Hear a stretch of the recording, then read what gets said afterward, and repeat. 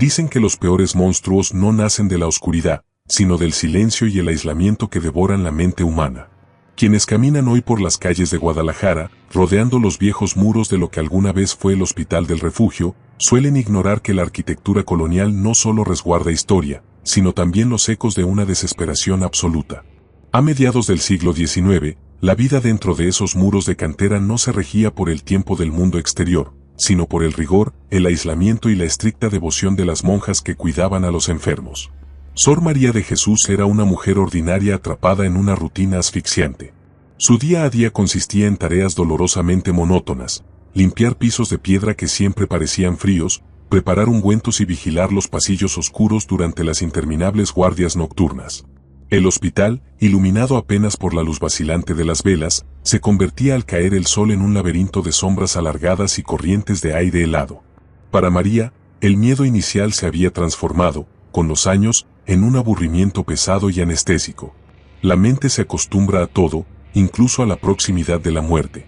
Aquella noche de octubre parecía exactamente igual a las miles de noches anteriores. El silencio solo era interrumpido por el eco de sus propios pasos y el crujido sutil de la madera vieja.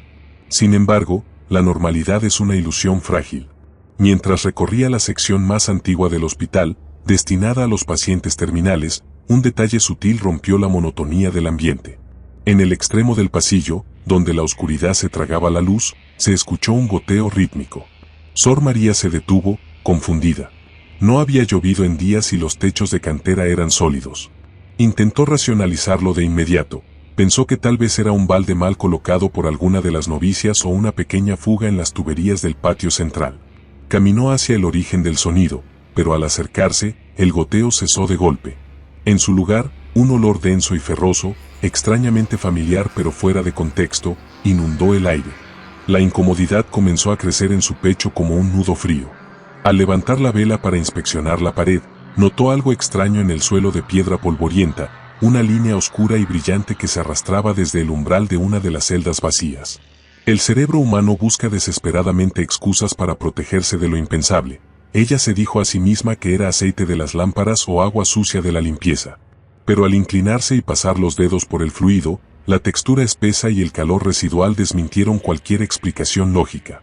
Era sangre fresca. Un escalofrío violento recorrió su espalda.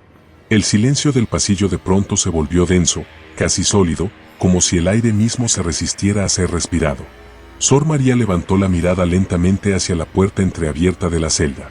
El crujido de una madera moviéndose detrás de ella no provino del viento. Al girar la cabeza, la certeza la golpeó con la fuerza de un mazo.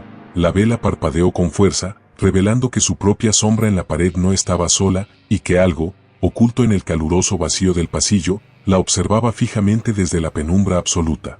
El parpadeo paranoico de la vela proyectaba la silueta de Sor María contra el frío muro de cantera, pero detrás de su imagen, una segunda masa oscura parecía desprenderse de las esquinas del pasillo.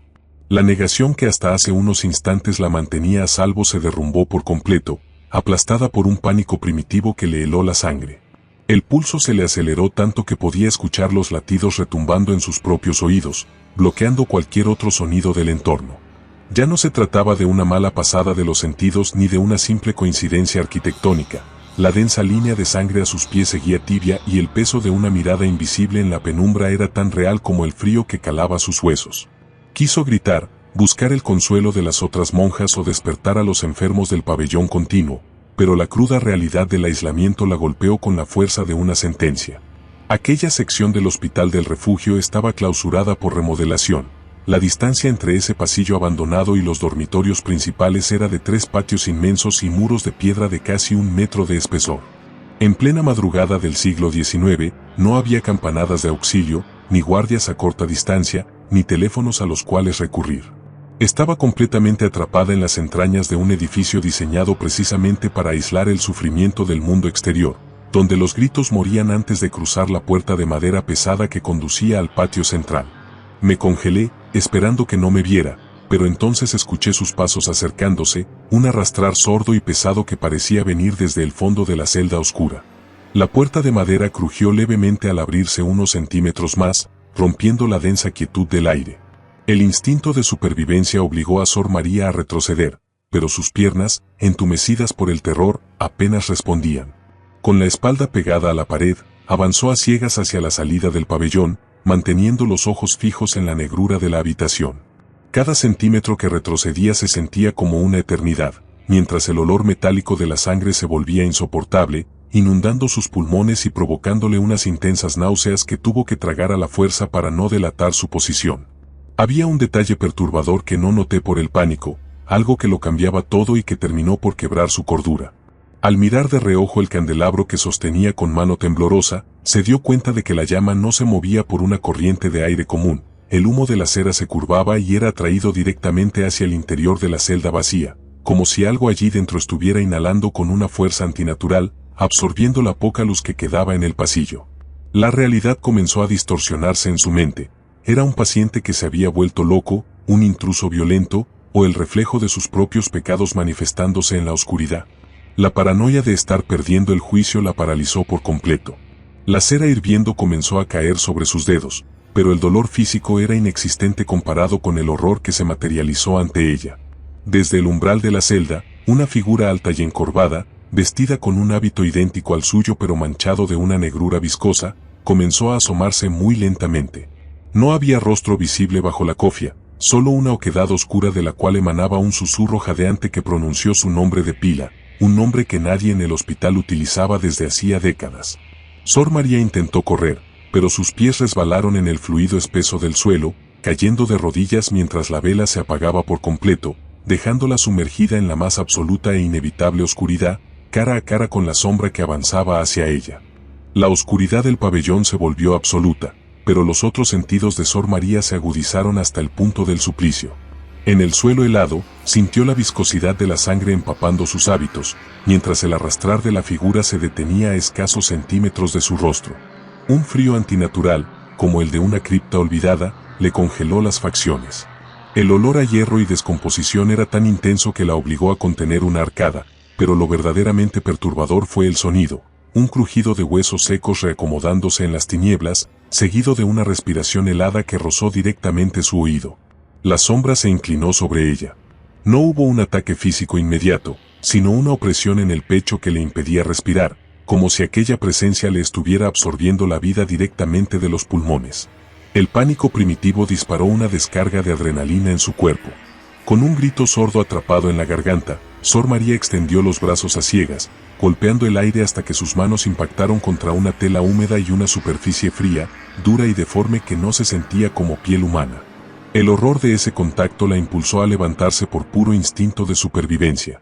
Corrió trastabillando en la total penumbra, guiándose únicamente por el tacto de los muros de cantera que raspaban sus palmas.